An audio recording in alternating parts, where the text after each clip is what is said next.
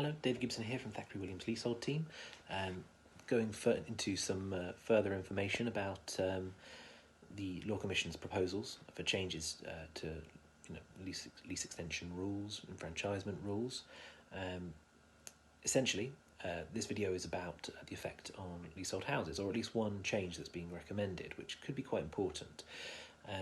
One change that's been currently recommended is that, well, under the current law, and case reporting, when you're trying to buy the freehold of your house, if your lease doesn't give you the entire house, and I mean the entire house, foundations, structure, which some leases don't, then you can find yourself in this space where, a group of flat owners can, generally speaking, enfranchise their flat unless there's exceptions.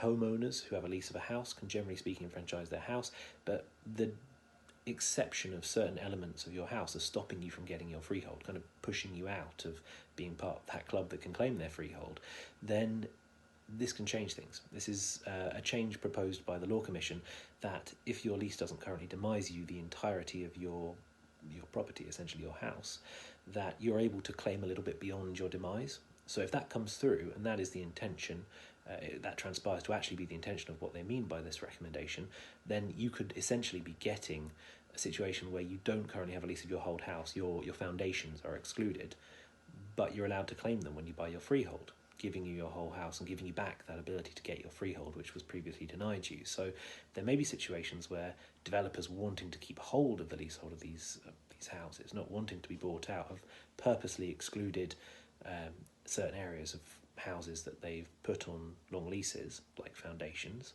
and when these changes come through, that exclusion won't be effective. The owners of those houses will be able to enfranchise as if they own the entire house.